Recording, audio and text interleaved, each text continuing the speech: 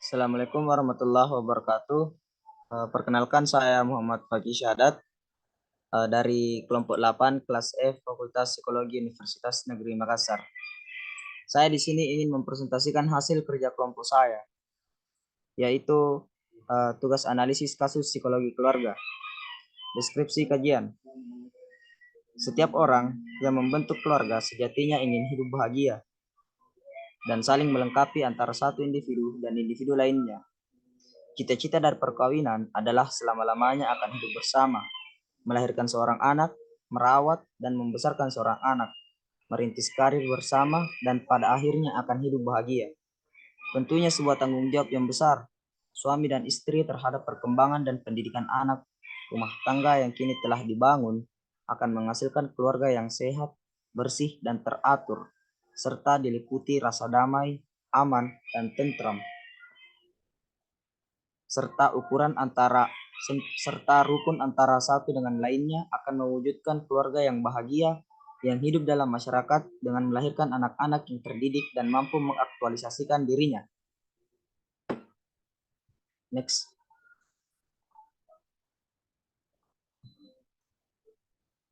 Kita masuk di teori-teori tentang keluarga, yaitu teori post traumatic growth atau PTG. Teori ini mengajukan bahwa individu dapat mengalami pertumbuhan positif setelah mengalami pengalaman traumatis. Hal ini menunjukkan bahwa meskipun individu mengalami kesulitan dan penderitaan, mereka juga memiliki potensi untuk mengembangkan pemahaman yang lebih dalam tentang diri mereka sendiri, mengapresiasi kehidupan dengan lebih mendalam, memperkuat hubungan sosial, dan mengembangkan pandangan hidup yang lebih bermakna.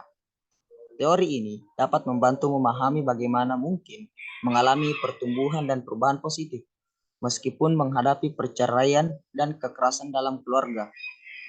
Selanjutnya, teori pertumbuhan positif.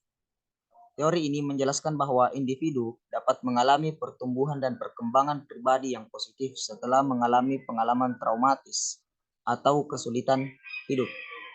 Teori pertumbuhan positif ini mengajukan bahwa dalam menghadapi permasalahan atau pengalaman traumatis, individu memiliki potensi untuk mengembangkan kekuatan baru, nilai-nilai yang lebih mendalam, dan pandangan hidup yang lebih positif.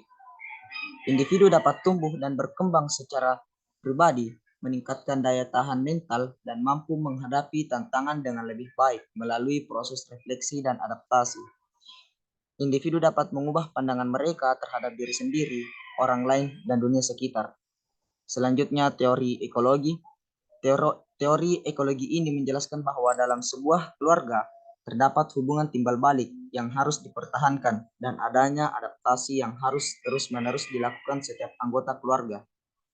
Selain itu, setiap individu memiliki nilai atau norma yang harus dimengerti seperti benar atau salah dalam perilaku seseorang yang akan diimplementasikan dalam lingkungan keluarga maupun sosial.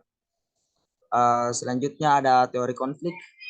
Teori konflik merupakan bahasa Latin yaitu configure, yang berarti saling memukul. Konflik menurut pandangan sosiologis merupakan suatu proses yang terdiri dari dua orang maupun lebih yang berusaha menyingkirkan pihak lawan. Dalam hal ini, konflik dilatar belakangi oleh perbedaan seperti menyangkut fisik, kepandaian, pengetahuan, adat istiadat, dan lain sebagainya. Dalam hal ini, konflik timbul dari tidak utuhnya struktur fungsional yang terjadi dalam keluarga.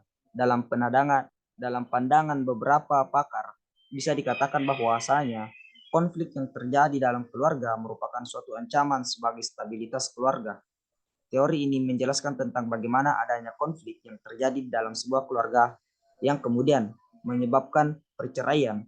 Berdasarkan kasus di atas, maka dapat diterangkan bahwa terdapat konflik keluarga dan